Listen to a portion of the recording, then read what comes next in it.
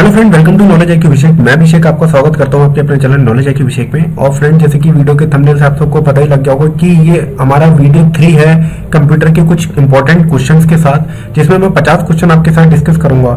और इससे पहले फ्रेंड्स, मैंने लगभग 100 क्वेश्चन ऑलरेडी डिस्कस कर चुका हूँ डिटेल में। तो अगर आप लोग ने वो वीडियोस नहीं देखी तो जाके उन वीडियोस को आप जरूर देखें, क्योंकि वो भी क्वेश्चन काफी ज्यादा इंपॉर्टेंट है अगर आप किसी भी तरीके की गवर्नमेंट एग्जाम, कॉम्पिटेटिव एग्जाम की प्रिपरेशन कर रहे हैं। तो फ्रेंड्स, मैं अभिषेक बिना देर करते अपने जो 50 क्वेश्चन का नेक्स्ट वीडियो से स्टार्ट करते हैं और एक एक क्वेश्चन को डिटेल में देखते हैं। देखिए, सीडी से आप क्या समझते हैं, सीडी से आप क्या क्या कर सकते हैं। देखिए, सीडी से आप पढ़ भी सकते हैं और लिख भी सकते हैं। कैसे?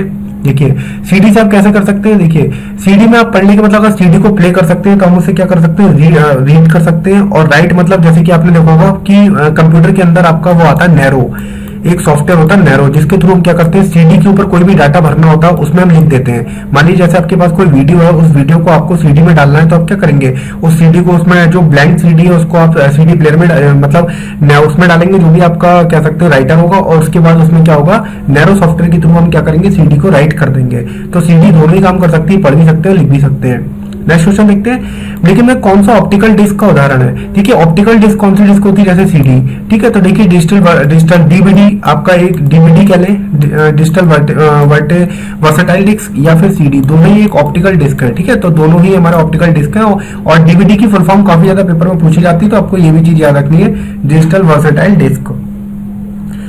देखिए नेक्स्ट क्वेश्चन, कौन सी डिवाइस का प्रोग्राम और डाटा के बीच अंतर समझ सकती है। मतलब ऐसी कौन सी डिवाइस है जो प्रोग्राम और डाटा के बीच अंतर समझ सकती है। तो देखिए, वो प्रोसेसर होता है आपका।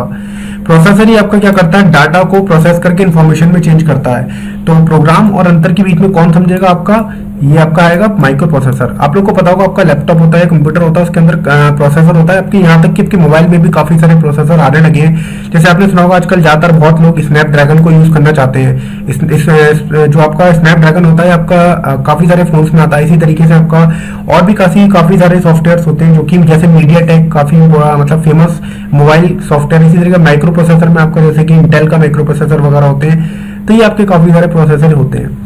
डीवीडी का उदाहरण है, डीवीडी एक कैसी डिस्क है, मैंने बताया डीवीडी आपकी फ्रेंड्स ऑप्टिकल डिस्क है। ठीक है, तो इसे आप लोग को याद रखना है, ऑप्टिकल डिस्क। ठीक है, कंप्यूटर की मुख्य मेमोरी को क्या कहा जाता है। देखिए, प्राइमरी मेमोरी, इंटरनल मेमोरी और प्राथमिक स्टोरेज, ये तीनों ही कंप्यूटर की मेन मेमोरी होती है। ठीक है, आप लोग को तीनों पता होना चाहिए, प्राइमरी, सेकेंडरी और प्राथमिक। ठीक है, तीनों को आपको याद रखना है। डिस्क और ट्रैक और सेक्टर को विभाजित करने की प्रक्रिया को क्या कहलाता है। देखिए, आप लोग को पता होगा, जो डिस्क और ट्रैक होते हैं, जो कि आपका हार्ड डिस्क के अंदर होते हैं। हार्ड डिस्क क्या होती है, जो कंप्यूटर के अंदर डाटा स्टोर करती है। जैसे आप कभी लैपटॉप किसी दुकान पर लेने जाते हैं, तो वो आपसे पूछता है आपको कितने टीबी का लैपटॉप चाहिए, नहीं कितने टेराबाइट का लैपटॉप चाहिए। तो आप कहते हैं 1 टेराबाइट। 1 टेराबाइट का मतलब 1000 जीबी वाला लैपटॉप चाहिए या 500 जीबी वाला लैपटॉप चाहिए, तो उसे हाफ टेराबाइट कहते हैं। तो इसी तरीके से जो इसके अंदर आपकी हार्ड डिस्क होती है, और आप लोग ने देखा होगा ब्लैक कलर की होती है, तो हार्ड डिस्क में ट्रैक और सेक्टर को जो डिवाइड करते हैं उसे हम फॉर्मेटिंग कहते हैं। मतलब अगर ट्रैक और सेक्टर को आपस में डिवाइड करना है तो उसे हम क्या कहते हैं, फॉर्मेटिंग। और अगर आपको इसको डिटेल में पढ़ना है तो फ्रेंड्स, इसके लिए आपको हार्ड डिस्क की पूरी एक संरचना को देखना पड़ेगा, तो उसमें आपको क्लियर होगी। और जब मैं डिटेल में कंप्यूटर को पढ़ाऊंगा, बेसिक डिटेल मतलब बेसिक केवल गवर्नमेंट पर्पज से रिलेटेड में जब पढ़ाऊंगा, तो आपको इसके बारे में बता दूंगा। नेक्स्ट क्वेश्चन देखते हैं, निम्नलिखित में से कौन सा स्टोरेज डिवाइस का उदाहरण नहीं है। देखिए, रैम कोई भी स्टोरेज डिवाइस नहीं है। रैम का मेन होता है रैंडम एक्सेस मेमोरी, केवल कुछ समय के लिए डाटा स्टोर करती है, बाकी क्या होता है, डाटा इसमें से डिलीट होता है जैसे ही सप्लाई ऑफ होती है। फ्लॉपी में परमानेंट डाटा हम सेव कर सकते हैं, जैसे कि कोई भी गाना वगैरह कुछ भी, हार्ड डिस्क में भी और सीडी में भी। देखिए, फाइल सिस्टम स्थायी रूप से संग्रहण में रहता है। देखिए, स्थायी रूप से आपको बताया था मैंने सेकेंडरी मेमोरी में। सेकेंडरी मेमोरी जैसे कि आपको समझते होंगे, जैसे आप अगर कोई पेन ड्राइव है, ठीक है, आपकी पेन ड्राइव है, तो पेन ड्राइव एक सेकेंडरी मेमोरी है, मेमोरी कार्ड। इसमें क्या होता है, आप एक बार डाटा सेव कर लेते हो तो आपका हमेशा के लिए स्थायी यानी परमानेंट रूप से आपका सेव हो जाता है। डीवीडी क्या है, देखिए friend, DVD digital video disc भी कहते हैं, और डिजिटल वर्सेटाइल डिस्क का फुल फॉर्म है। तो इसे याद रखिए, डिजिटल वीडियो डिस्क ज्यादा करेक्ट है, तो इसको आपको ये याद रखना है, डिजिटल वीडियो डिस्क। ठीक है, सीपीयू के लिए निम्नलिखित समान, सीपीयू आपका किसके परफॉर्म करता है, सीपीयू आपको होता है एएलयू, अर्थमेटिकल लॉजिकल यूनिट। ठीक है, तो इसे आपको पता होना चाहिए। और रजिस्टर जो होती है सबसे फास्टेस्ट मेमोरी होती है, ये बात आपको याद रखनी है। मदरबोर्ड के कंपोनेंट के बीच इंफॉर्मेशन जिसके माध्यम से ट्रेवल करता है। देखिए, इंफॉर्मेशन हमेशा बस के माध्यम से क्या करता है, ठीक है, बस। आप लोगों ने देखा होगा कि काफी सारे पीछे प्लग्स होते हैं, बस एक आपका सिस्टम होता है पूरा, जिसके थ्रू आप क्या पता है, जो मदरबोर्ड की कंपोनेंट के बीच इंफॉर्मेशन किसके थ्रू, बस के थ्रू, याद रखिए। कंप्यूटर का मुख्य पटल क्या कहलाता है? देखिए मुख्य पटल होता है मदरबोर्ड। मदरबोर्ड क्या होता है? कंप्यूटर के अंदर मेन बोर्ड आपने देखा होगा, जिसके ऊपर आपकी रैम भी लगाई जाती है, जिसके ऊपर आपका प्रोसेसर भी लगा हुआ होता है, जिसके ऊपर आपके सारे स्लॉट्स होते हैं, वो आपका कहलाता है फ्रेंड्स मदरबोर्ड। ठीक है, मदरबोर्ड आप लोगों ने देखा होगा, बड़ा सा बोर्ड होता है। पीसी का फुल फॉर्म क्या होता है? पीसी का होता है पर्सनल कंप्यूटर। ठीक है, जैसे आपके पास लैपटॉप है, आपसे कोई कहता आपके पास कौन सा पीसी, तो आप कहते हैं मेरे पास डेल का पीसी है, या कोई भी आप कंपनी नाम लेते हैं, एचपी वगैरह कुछ भी।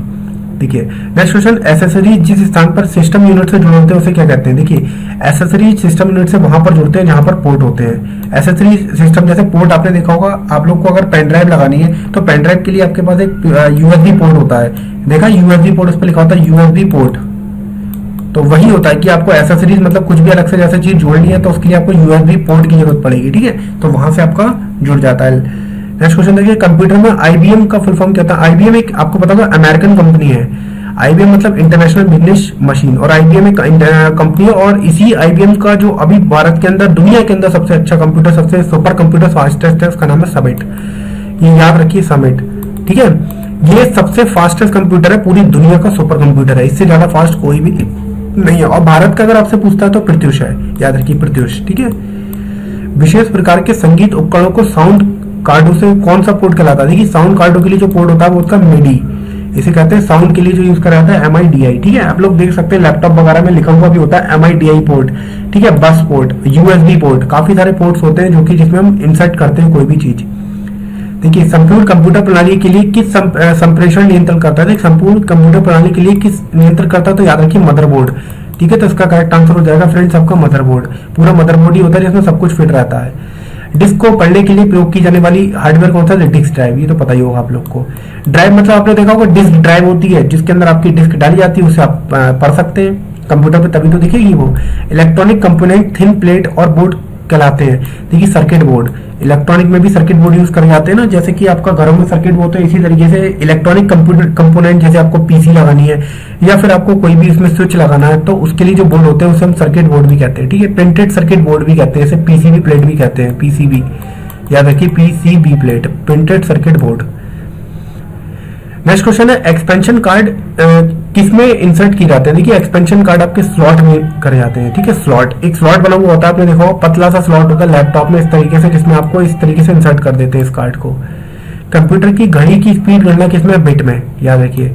इसका आंसर बाइट्स भी लोग लगा देते हैं, तो याद रखिए बाइट्स मत लगाना, कंप्यूटर की जो घड़ी की होती है वो बिट में करी जाती है, तो आपको इसको इंपॉर्टेंट है, इसको आपको याद रखना है। ठीक है, गलती मत करना।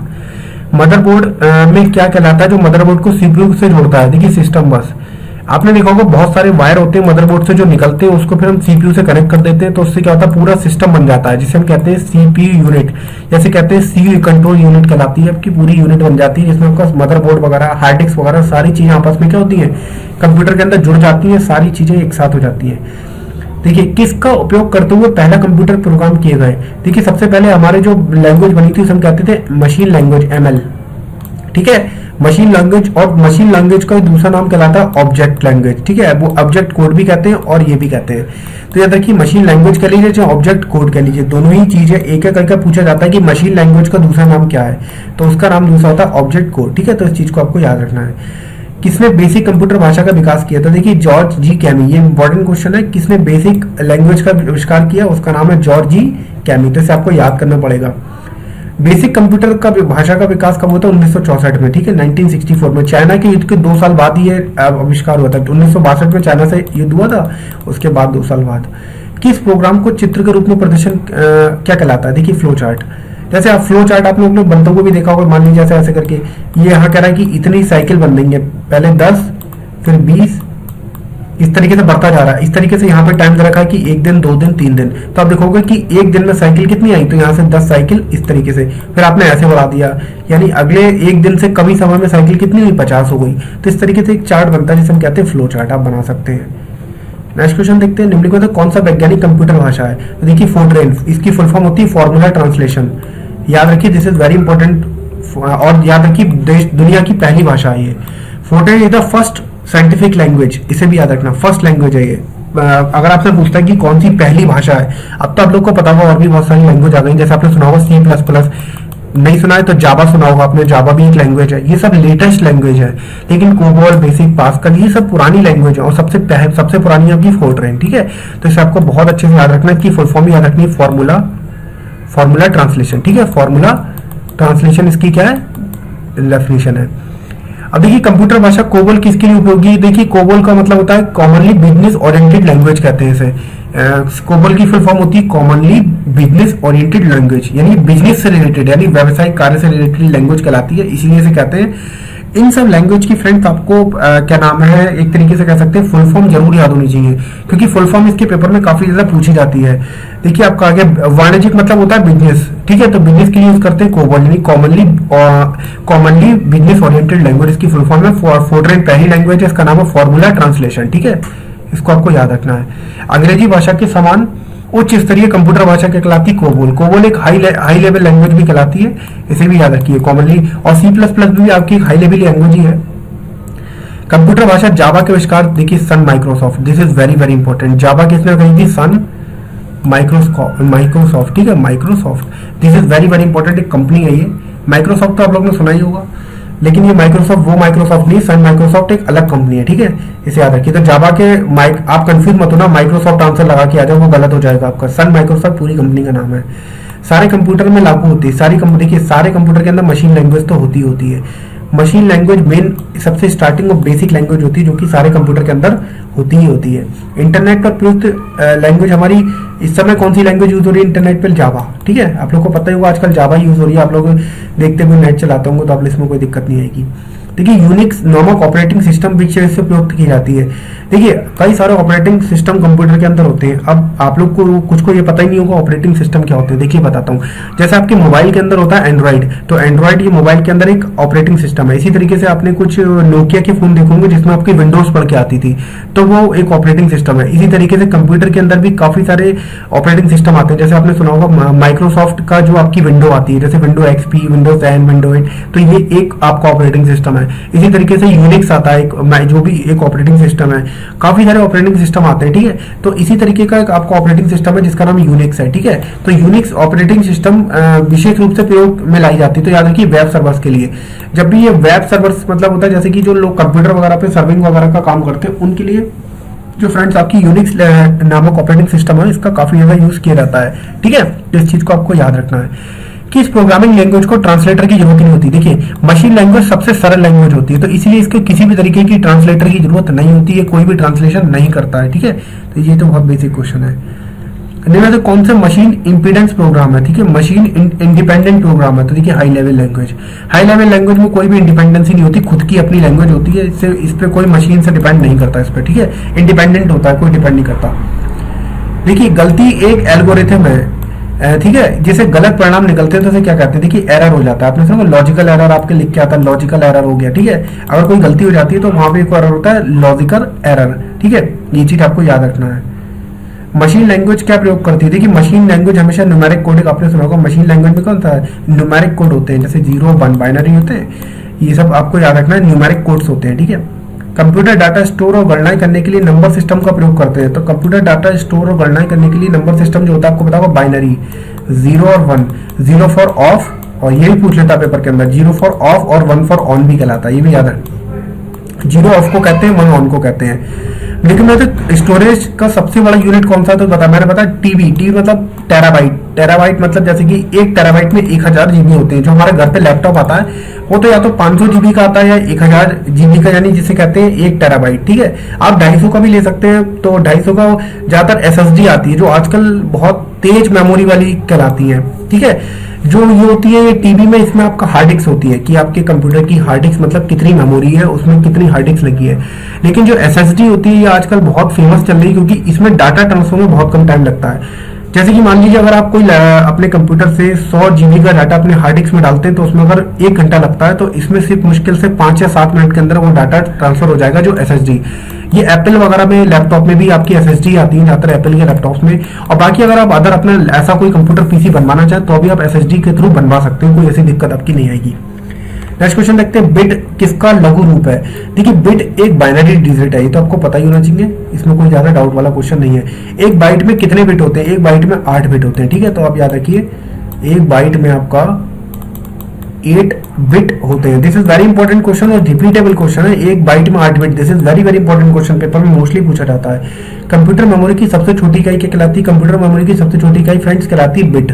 कितना बिट्स मिलकर 1 किलोबाइट बनाता है? तो याद रखिए 1024 मिनट मिलकर 1 किलोबाइट बनाता है। तो पता ही होगा 1000, आपको पता होगा 1 MB में भी 1024 KB होते हैं। ये तो आप लोग को नेट चलाते होंगे तो आप लोग को इतना अंदाजा होगा ही। बाइनरी नंबर कितने अंक के होते हैं? 2 अंक के होते हैं, ठीक है, 0 और 1। अक्षरों और चिन्हों को बाइटों में स्टोर करने की विधि को क्या कहलाता है? तो आपको पता होगा कोडिंग सिस्टम, ठीक है। बाइटों मतलब छोटे छोटे बाइट्स बना लेते हैं, उनको जो सिस्टम कहलाता है कोडिंग सिस्टम कहलाता है। कंप्यूटर में किस शब्द की लंबाई किससे नापते हैं? तो आपको पता होगा बिट से नापते हैं, ठीक है। देखिए सबसे छोटी इकाई कंप्यूटर की बिट होती है, बाइट मत लगाना, ठीक है। बाइट मतलब 8 बिट हो जाएगा, जो कि आपका गलत हो जाएगा। लॉजिक गेट क्या है? एक प्रकार का सर्किट। अब आप लोगों ने लॉजिक गेट सुना ही होंगे, जैसे कि कई सारे, अगर आप लोग ने पढ़े हो कभी, तो एक होता है और गेट, एक होता है एंड गेट। अगर आप लोग ने कभी फिजिक्स पढ़ी हो इंटर की, तो आप लोग ने ये सब पढ़े होंगे, एंड गेट, और गेट, या फिर आपने डिप्लोमा या बीटेक वगैरह में भी पढ़े होंगे। कंप्यूटर का इन्फॉर्मेशन किस रूप में स्टोर होती है? तो कि कंप्यूटर के अंदर जो इन्फॉर्मेशन होती है वो डिजिटल डाटा के रूप में इन्फॉर्म होती है। तो इस चीज को आपको याद रखना है, ठीक है। और आते हैं वीडियो के लास्ट क्वेश्चन पे। 50 क्वेश्चन जो है, ये देखिए 50 क्वेश्चन क्या है? कौन सा एक प्रोग्राम जिससे कंप्यूटर का उपयोग करना आसान हो जाता है? देखिए कंप्यूटर का यूटिलिटी मतलब होता है आपकी आवश्यकता। अब जैसे आप कहते हो कि मेरी यूटिलिटी तो बहुत कम है, मैं मतलब आप कहते हो कि अपनी यूटिलिटी के अकॉर्डिंग आप सामान खरीदो, मतलब आपकी जो आवश्यकता है उसी के अकॉर्डिंग आपका मतलब तरीके से कहते हैं सामान खरीदो। तो ये फ्रेंड्स मेरे थे कि 150 क्वेश्चन, जिसमें मैंने आपको कुछ बेसिक इसमें चीजें बता दी, साथ साथ क्वेश्चन के बारे में कुछ बेसिक इंपॉर्टेंट पॉइंट्स ही बता दिए, ताकि आपको समझने में कोई दिक्कत ना आए। इसी तरीके की मैं और भी आगे वीडियो लेकर आता रहूंगा कंप्यूटर से रिलेटेड, और भी 150 क्वेश्चन कवर करें। मेरा वो रहेगा कि कम से कम 500 या 1000 के आसपास क्वेश्चन सारे रिलेटेड इससे बेसिक कंप्यूटर से कवर कर दिया, ताकि आपको किसी भी तरीके की कंप्यूटर में कोई डाउट ना हो। अगर फ्रेंड वीडियो पसंद आई तो वीडियो को लाइक कर दे। बाकी अगर अभी तक पहली बार देख रहे हैं चैनल को, तो सब्सक्राइब और बेल आइकन का बटन जरूर दबा दें। मैं अभिषेक किसी तरीके की लेटेस्ट वीडियो के साथ आपके साथ फिर मिलूंगा। Thank you so much for friends for watching this video. Thank you so much.